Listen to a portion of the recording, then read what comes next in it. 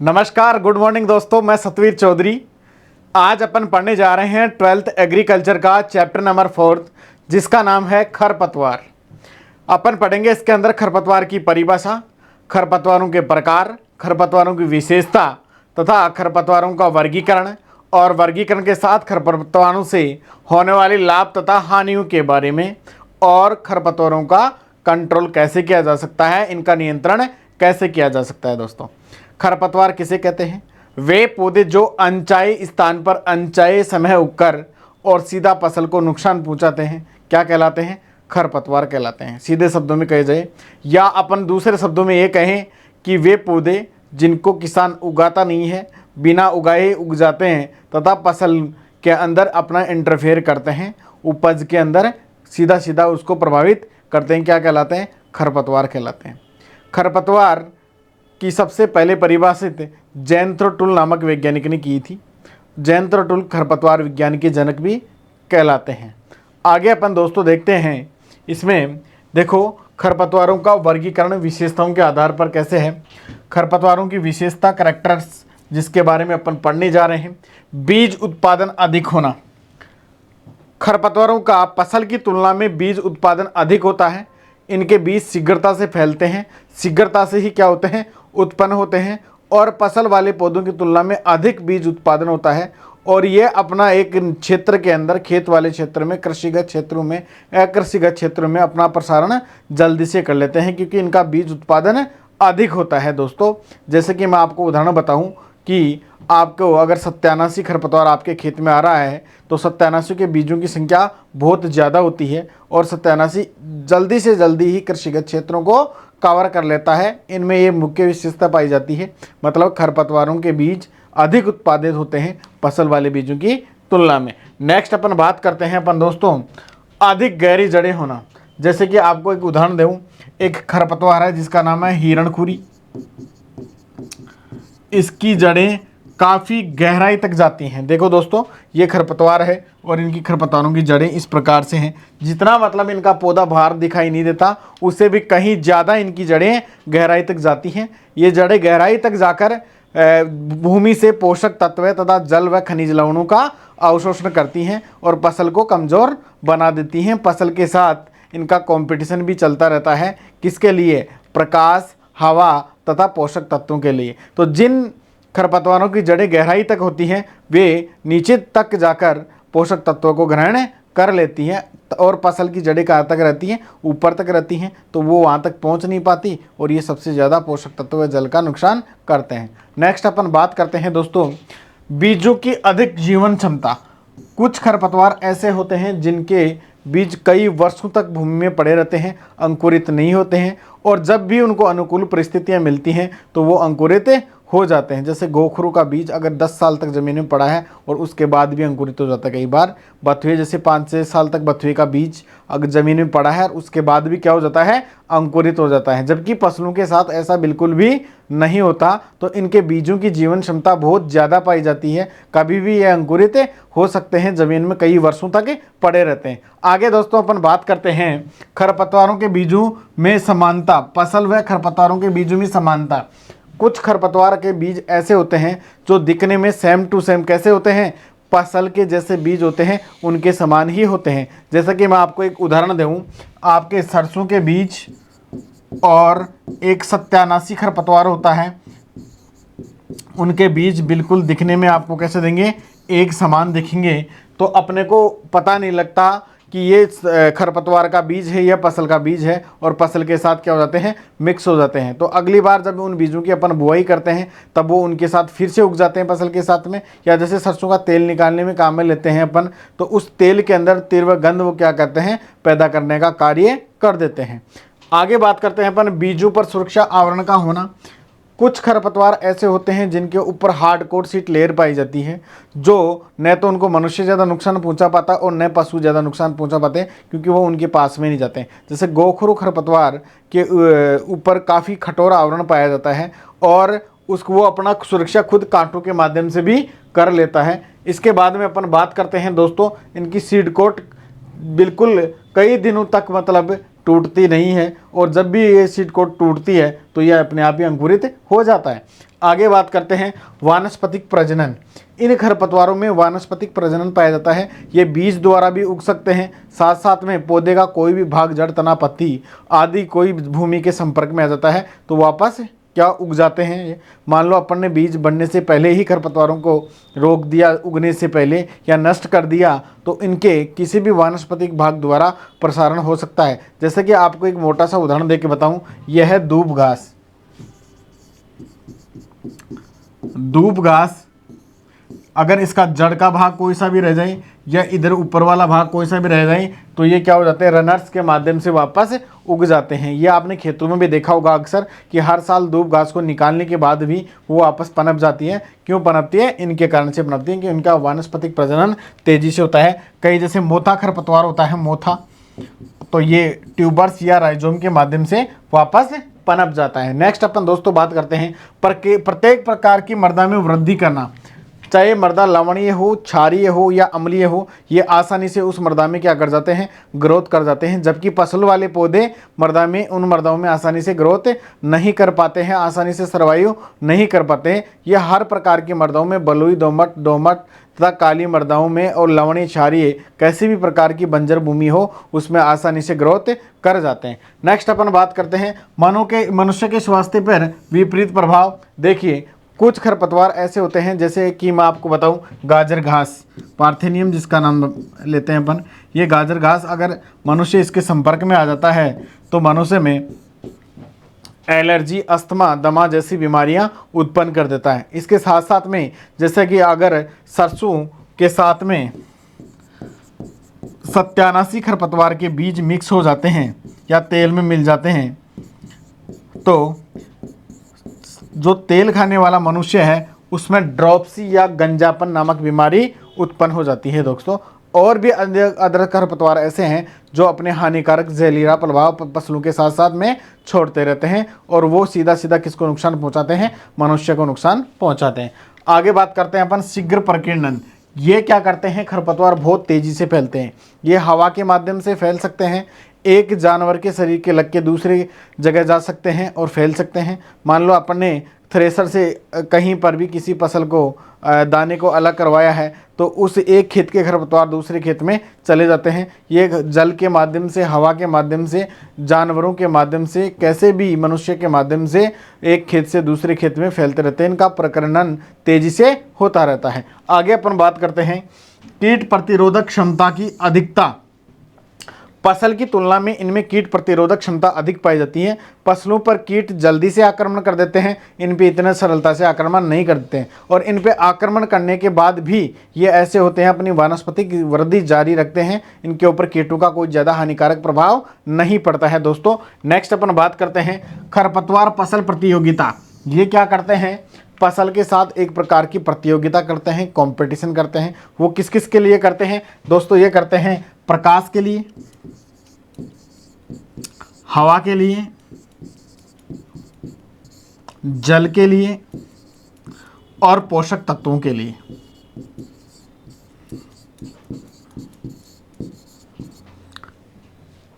प्रकाश, हवा, जल, पोषक तत्वों के लिए फसल वाले पौधों से कंपटीशन करते हैं। ये प्रकाश के लिए फसल वाले पौधों से ऊपर बढ़ जाते हैं तथा प्रकाश को स्वयं ही ग्रहण कर लेते हैं, फसल नीचे की तरफ ही रह जाता है। जल और खनिज लवणों तथा पोषक तत्वों का अवशोषण ज़्यादा करते हैं क्योंकि इनकी जड़ें गहराई तक होती हैं, तो फसल को ये क्या करते हैं, कमज़ोर करने का कार्य करते हैं। आगे अपन बात करते हैं प्रतिकूल जलवायु से अप्रभावित। मतलब किसी भी प्रकार की जलवायु हो, चाहे बारिश आ रही हो, चाहे जलमग्न भूमि हो, चाहे शीत ऋतु हो, चाहे ग्रीष्म ऋतु हो, इनके ऊपर कम ही प्रभाव पड़ता है। पाले तक का भी इनके ऊपर ज़्यादा कोई इफेक्ट नहीं होता है। आगे अपन बात करते हैं खाद व पानी की न्यून आवश्यकता। इनको बहुत कम खाद की आवश्यकता पड़ती है और पानी की भी कम आवश्यकता पड़ती है। ये अपने आप को सर्वाइव कर लेते हैं, चाहे रेगिस्तानी क्षेत्र हो, चाहे जलमग्न क्षेत्र हो, चाहे शुष्क क्षेत्र हो, ये जल्दी से ही सर्वाइव हो जाते हैं। इनको पोषक तत्वों की ज़्यादा आवश्यकता नहीं पड़ती है। नेक्स्ट अपन दोस्तों बात करते हैं शीघ्र वृद्धि व शीघ्र परिपक्वता। ये क्या करते हैं, अपना जीवन काल तुरंत ही ये वानस्पतिक वृद्धि कर लेते हैं और फसल से पहले ही अपना जीवन अवधि को क्या कर लेते हैं, पूर्ण कर लेते हैं बीज बनाकर इन, और अब फिर बाद में अपना प्रकीर्णन जारी रखते हैं। आगे अपन दोस्तों बात करते हैं खरपतवारों का वर्गीकरण, क्लासिफिकेशन ऑफ वीड। खरपतवारों का वर्गीकरण, इसमें पहला है जीवन चक्र के आधार पर वर्गीकरण, लाइफ साइकिल के आधार पर। देखो जीवन चक्र के आधार पर खरपतवारों का वर्गीकरण 3 भागों में किया गया है, 1 वर्षीय खरपतवार, द्विवर्षीय खरपतवार और बहुवर्षीय खरपतवार। इस प्रकार से आप देखेंगे, पहला कौन सा है, 1 वर्षीय,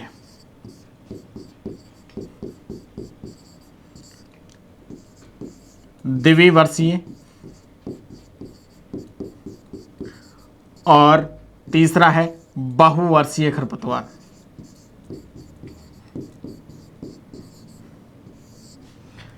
एक वर्षीय खरपतवार वे खरपतवार जो केवल 1 वर्ष या 1 ऋतु में ही अपना जीवन चक्र पूर्ण कर लेते हैं, उसे 1 वर्षीय खरपतवार के नाम से जानते हैं दोस्तों। नेक्स्ट बात करते हैं द्विवर्षीय खरपतवार।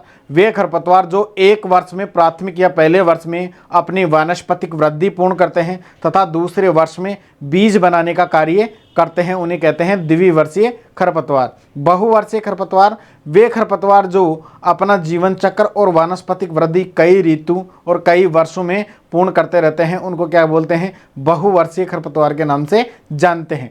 1 वर्षीय खरपतवार को मुख्य रूप से 2 भागों में बांटा गया है। कौन कौन सा, एक तो होता है रबी ऋतु का खरपतवार और एक होता है खरीफ ऋतु का खरपतवार। रबी ऋतु के खरपतवार कौन से होते हैं, जो रबी वाली फसलों के साथ उगते हैं, जो खरपतवार अक्टूबर नवंबर महीने के अंदर उगते हैं तथा मार्च अप्रैल माह तक अपनी जीवन चक्र क्या कर लेते हैं, समाप्त कर लेते हैं, उसे क्या कहते हैं, रबी ऋतु का खरपतवार कहते हैं। खरीफ ऋतु का कौन सा खरपतवार होगा, जो खरीफ वाली फसलों के साथ उगते हैं, जैसा कि जून जुलाई में वो उगते हैं तथा सितंबर अक्टूबर तक अपनी जीवन चक्र क्या कर लेते हैं, समाप्त कर लेते हैं, उसे क्या कहते हैं, खरीफ का खरपतवार कहते हैं। जैसे रबी ऋतु का खरपतवार मैं उदाहरण बताऊँ आपको, एक प्रकार से गेहूँ सा और बथुआ, ये कैसे खरपतवार हैं, 1 वर्षीय खरपतवार हैं, रबी ऋतु के खरपतवार हैं। द्विवर्षीय खरपतवार बाद में बताता हूं मैं आपको। और इसमें खरीफ के ऋतु के खरपतवार जैसे कि आपको मैं बताऊं, बरू, इसके साथ में आपको जंगली चौलाई,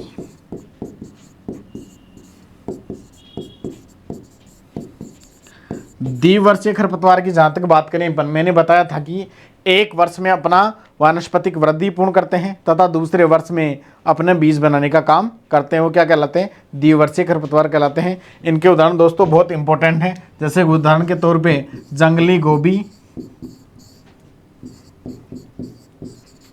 और जंगली गाजर।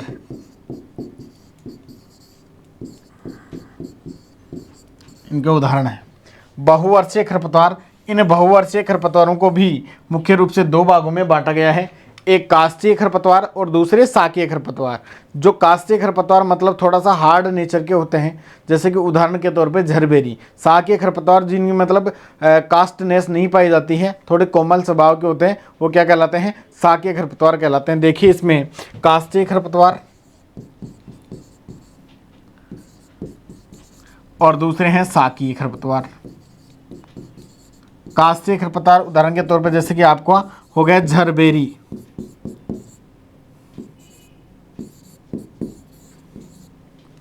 और शाकीय खरपतवार जैसे कि आपका तो मोथा।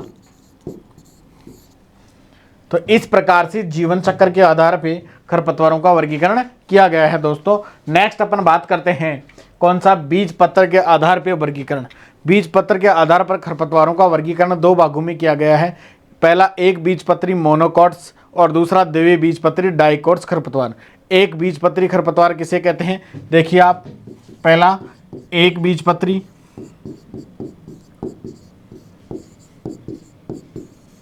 और दूसरा है द्विबीजपत्री।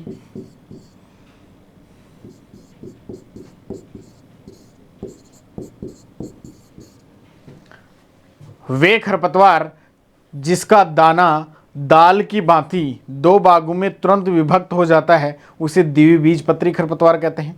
और जिसका दाना दो भागों में विभक्त नहीं होता है उसे क्या कहते हैं, एक बीजपत्री खरपतवार कहते हैं। अगर अपन ट्रिक के तौर पे देखा जाए तो ऐसा याद कर सकते हैं कि जिन खरपतवारों की पत्तियां बिल्कुल सकरी होती हैं या नैरो लीव्स होती हैं वो सारे के सारे एक बीजपत्री खरपतवार होंगे, और जिसकी पत्तियां चौड़ी होंगी वो क्या होगा, द्विबीजपत्री खरपतवार होगा दोस्तों। तो इनके उदाहरण देख सकते हैं आप। एक बीजपत्री उदाहरण जैसे गेहूं सा, गेहूं सा का दाना भी क्या होता है, गेहूं की तरह ही होता है। तो इसका दो भागों में आसानी से विभक्त नहीं किया जा सकता है। इसके बाद में देख सकते हैं आप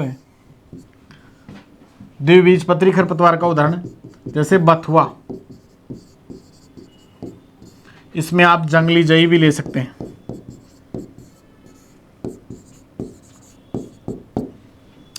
तो बीजपत्र के आधार पे दो भागों में बांटा गया है। नेक्स्ट अपन बात करते हैं दोस्तों खरपतवार फसल संबंध के आधार पे वर्गीकरण। फसल के साथ कैसे संबंध है उनके आधार पर अलग अलग भागों में वर्गीकृत किया गया है, जिसमें पहला है निरपेक्ष खरपतवार, दूसरा है सापेक्ष खरपतवार, तीसरा है नकलची खरपतवार, और चौथा है अवांछित खरपतवार।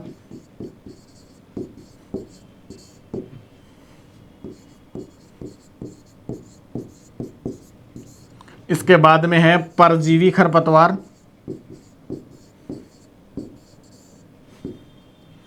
नेक्स्ट छठवा है सूक्ष्म जलवायु के खरपतवार।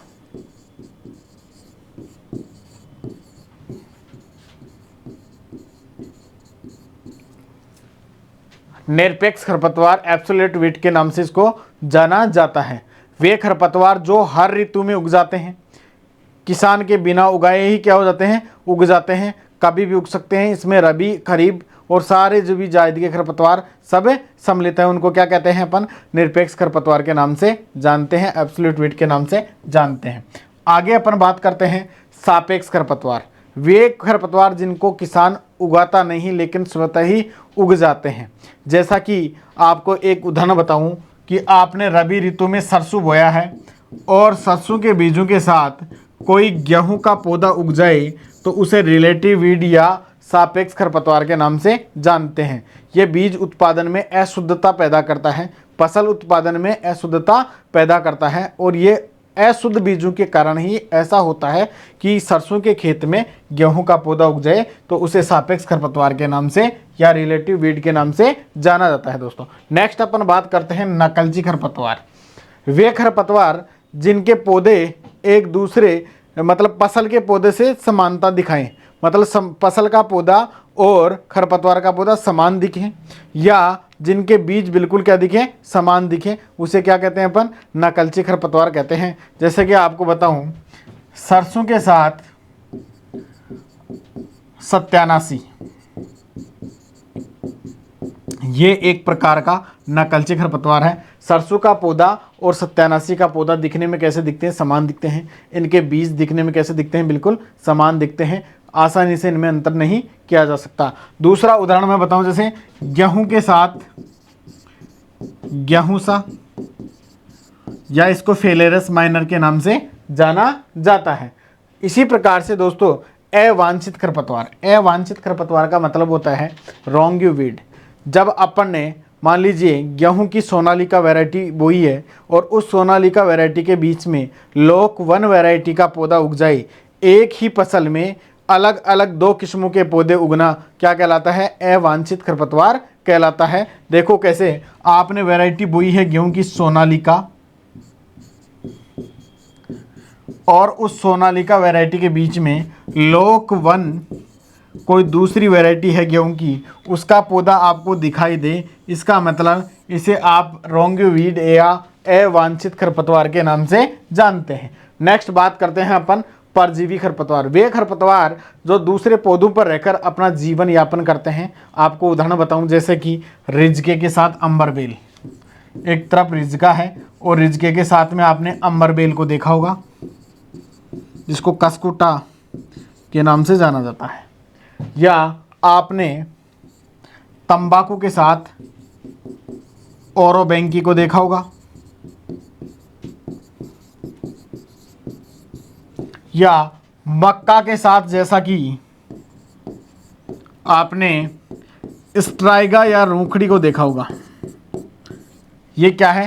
परजीवी खरपतवार के उदाहरण है। नेक्स्ट अपन बात करते हैं सूक्ष्म जलवायु के खरपतवार। ऐसे खरपतवार जिनको कम तापमान पे उगने की आवश्यकता पड़ती है, उदाहरण के तौर पर जैसे कि कासनी खरपतवार, मतलब सर्द ऋतु में उगता है, कम तापमान पे उग जाता है, और रिजके का ये मुख्य खरपतवार है। इस प्रकार से उगते रहते हैं। तो दोस्तों उम्मीद करता हूँ आप लोगों को सबको समझ में आ गया होगा कि फसल संबंध के आधार पर खरपतवारों का वर्गीकरण निरपेक्ष खरपतवार, सापेक्ष खरपतवार, नकलची, अवांछित खरपतवार, परजीवी खरपतवार तथा सूक्ष्म जलवायु के खरपतवार। नेक्स्ट अपन बात करते हैं दोस्तों पत्ती की बनावट के आधार पर खरपतवारों का वर्गीकरण। पत्तियों की बनावट के आधार पर खरपतवारों को मुख्य रूप से दो भागों में बांटा गया है। एक चौड़ी पत्ती वाले खरपतवार और दूसरे सकड़ी पत्ती वाले या नैरो लीव्स वाले खरपतवार। देखिए पहला कौन सा है? चौड़ी पत्ती वाला खरपतवार, ब्रॉड लीव्स बोलते हैं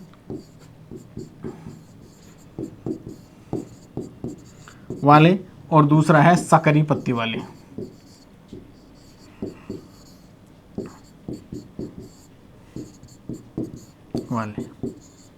तो उदाहरण के तौर पे जैसे कि चौड़ी पत्ती वाले कौन सी? जैसे बथुआ, हिरणखुरी, ये क्या है? चौड़ी पत्ती के खरपतवार हैं। जंगली चौलाई,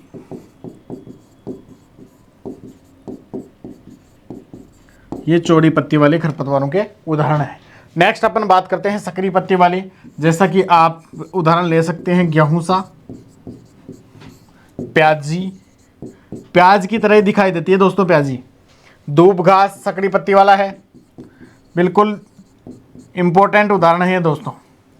तो इस प्रकार से पत्ती की बनावट के आधार पर खरपतवारों को दो भागों में बांटा गया। नेक्स्ट अपन बात करते हैं दोस्तों मृदा एवं जलवायु के आधार पर खरपतवारों का वर्गीकरण। मृदा एवं जलवायु के आधार पे अलग अलग प्रकार से वर्गीकृत किया गया है। जैसे कि पहला है इसमें जलमग्न भूमि वाले, दूसरा है शुष्क क्षेत्र वाले, तीसरा है पसल क्षेत्र वाले,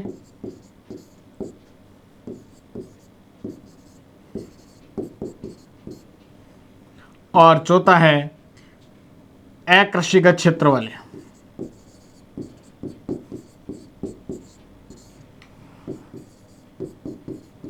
इसमें पहला जलमग्न, जो मतलब जैसे नहरी क्षेत्र में जो खरपतवार उगते हैं या तालाबों नदियों के किनारे जो खरपतवार उगते हैं उन्हें क्या कहते हैं? अपन जलमग्न भूमि वाले खरपतवार कहते हैं। उनको जल वाली जमीन ही क्या रहती है?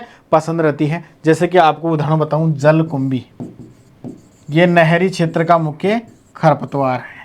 कौन सा है? जलकुंभी। शुष्क क्षेत्र वाले खरपतवार जो सूखे क्षेत्रों में उगते हैं, जैसे रेगिस्तानी क्षेत्रों में उगते हैं, उन क्षेत्रों को क्या कहा जाता है? शुष्क क्षेत्र कहा जाता है। वैसे खरपतवार जैसा कि आपको उदाहरण बताऊं, नागफनी, और इसके साथ में झड़बेरी।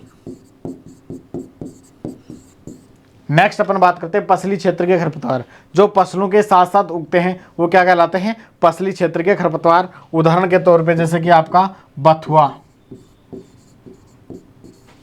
प्याजी, जितने भी फसलों के अंदर उगने वाले सारे खरपतवार इसके उदाहरण होंगे दोस्तों। अकृषिगत क्षेत्र वाले खरपतवार, जहां पर कृषिगत क्षेत्र नहीं है, बंजर भूमि पड़ी है, जैसे रेलवे आसपास के ट्रैक के आसपास जो खरपतवार होते हैं उस प्रकार के खरपतवार यहाँ उगते हैं। कहाँ पर?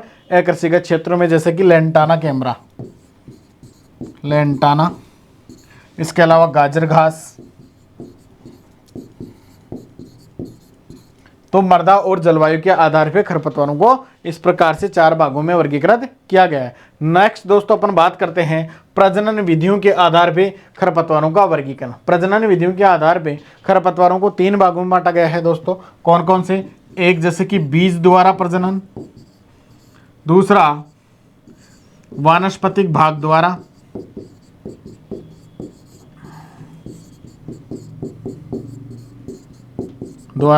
और तीसरा बीज व वानस्पतिक भाग दोनों द्वारा।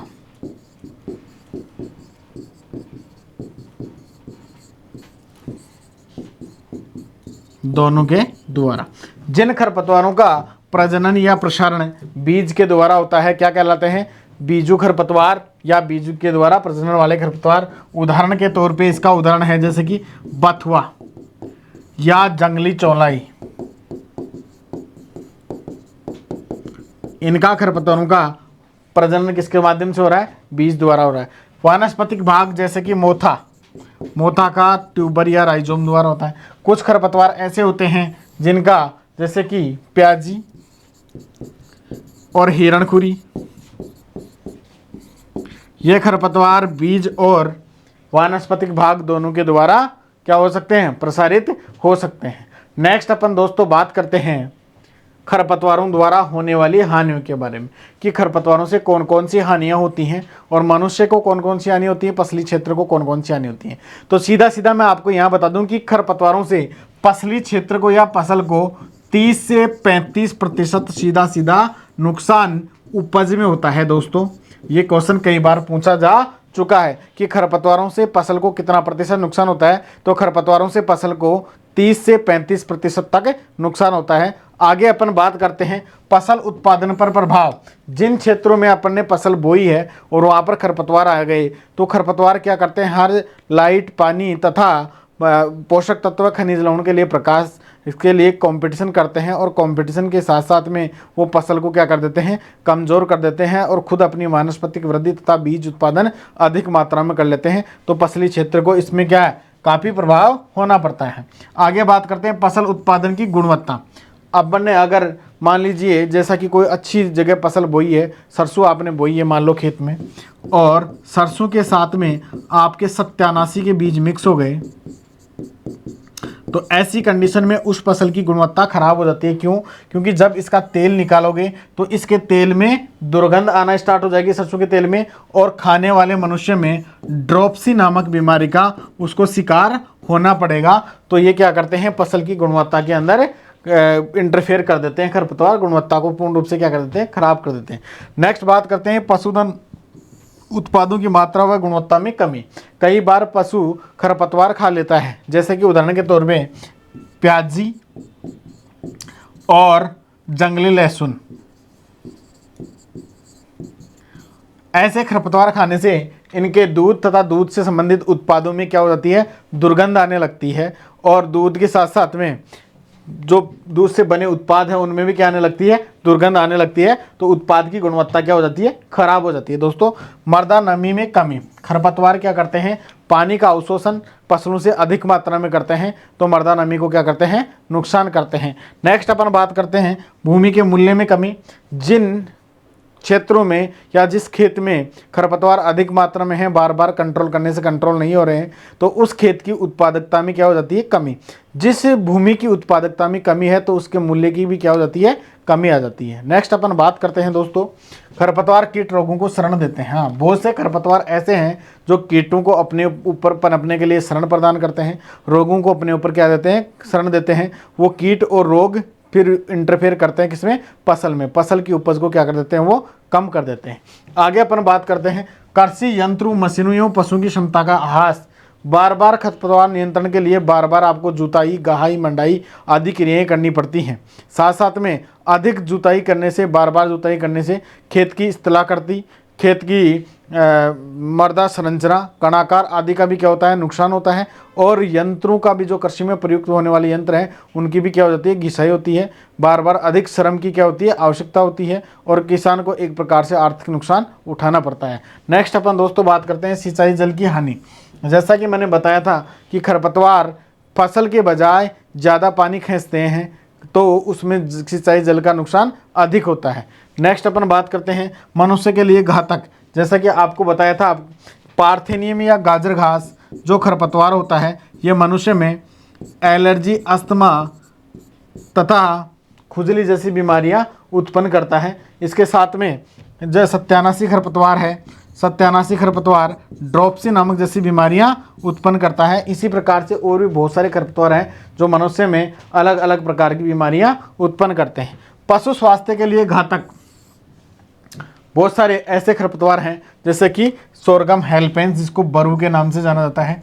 बरू को अगर अपन कच्ची अवस्था में पशु को खिला देते हैं तो इसमें HCN मतलब हाइड्रोसाइनिक एसिड पाया जाता है, जिसको घुरीन के नाम से बोलते हैं। कच्ची अवस्था में ये जड़ के अंदर बनता है तथा पत्तियों में कच्ची अवस्था में सिंथेसाइज होता है, जिसको अगर पशु खा जाता है तो पशु के शरीर में जहर बनकर और पशु की ये क्या कर देता है, मृत्यु कर देता है। तो पशु के लिए क्या है, ये कई बार हानिकारक भी साबित हुए हैं। किसान के लिए जीवन स्तर पर प्रभाव अधिक, जहाँ पर खरपतवारों का प्रकोप ज़्यादा मात्रा में है तो फसल का उत्पादन क्या होगा, कम होगा। तो उससे किसान का जीवन स्तर आर्थिक तौर पे क्या हो जाएगा, गिर जाएगा और फसल का उत्पादन नहीं होने से आर्थिक सामाजिक दृष्टि से किसान पूर्ण रूप से क्या हो जाएगा, आहत हो जाएगा। आगे अपन बात करते हैं दोस्तों किसके बारे में, खरपतवारों के लाभ। तो खरपतवारों के नाम, मृदा संरक्षण में सहायक। जब खरपतवार खेत में खड़े रहते हैं तो मृदा कणों को जकड़ के रखते हैं, एक सुगठ्यता लगा के रखते हैं। तो जो मृदा क्षरण होता है, मृदा का वायु द्वारा बहकर जाना या पानी के द्वारा बहकर जाना, क्षरण जिसको कहते हैं, उसके माध्यम से क्या होता है, खरपतवारों के कारण कटाव नहीं हो पाता है दोस्तों। नेक्स्ट अपन बात करते हैं चारे के रूप में खरपतवारों का उपयोग। चारे के रूप में खरपतवारों का उपयोग कैसे होता है, बहुत सारे खरपतवार ऐसे हैं जैसे दूब घास, कासनी, इनका और जंगली चौलाई, इनका प्रयोग पशुओं को खिलाने में किया जाता है। तो एक प्रकार से चारे के लिए भी ये क्या करते हैं, मदद करते हैं। खरपतवारों की औषधीय महत्ता, खरपतवारों को आयुर्वेदिक तथा औषधीय दवाइयों के रूप में भी काम में लिया जाता है। बहुत सारी औषधीय दवाइयाँ खरपतवारों के माध्यम से तैयार की जाती हैं। आगे बात करते हैं खरपतवारों का आर्थिक महत्व। किसान को खरपतवारों को आर्थिक दृष्टि से काफ़ी महत्व मिलता है, जैसे कि अगर आप सरकंडे से छप्पर वगैरह बनाने में काम में आते हैं तथा कई प्रकार के फर्नीचर वगैरह बनाने में भी खरपतवारों का उपयोग किया जाता है। साथ में मृदा सुधार में भी बहुत सारे खरपतवार ऐसे होते हैं, जैसे 87 खरपतवार का लवणीय क्षारीय मृदाओं में उपयोग करने से pH बढ़ता है। तथा जो दलहनी प्रकृति के खरपतवार हैं, जो दलहनी फैमिली से बिलोंग करते हैं, वो वातावरण से नाइट्रोजन फिक्सेशन करके फसलों को उपलब्ध करवाने का कार्य भी करवाते हैं दोस्तों। आगे अपन बात करते हैं खरपतवारों का सजावट के रूप में। जैसे कि आपको बताऊं, लेंटाना कैमरा खरपतवार होता है, इसका उपयोग सड़क किनारे सजावट के रूप में भी काम में लिया जाता है। जितने भी सजावटी पौधे हैं सारे के सारे क्या हैं, खरपतवार हैं, तो इनका प्रयोग सजावट के रूप में किया जाता है। जैविक कीट रोगों के नियंत्रण में भी, जैविक कीटों के रोगों के नियंत्रण में जैसे कि आपको बताऊं, एक हुल नामक खरपतवार है। इस खरपतवार का उपयोग या किसमें किया जाता है, इसमें एक गंध आती है विशेष प्रकार की, इस गंध को कीट सूंघते क्या हो जाते हैं, वहाँ से भग जाते हैं। तो इस प्रकार से जैविक कीट नियंत्रण में भी इसका उपयोग किया जाता है। इसके साथ साथ अन्य उपयोग में जैसे मोथा खरपतवार है, मोथा खरपतवार का उपयोग अगरबत्ती बनाने में किया जाता है तथा कई प्रकार के परफ्यूम सेंट जैसी और भी चीज़ें बनाने में इनका उपयोग किया जाता है। आगे दोस्तों नेक्स्ट चैप्टर में अपन पढ़ेंगे खरपतवार नियंत्रण और खरपतवारों का प्रसारण किस किस माध्यम से होता है।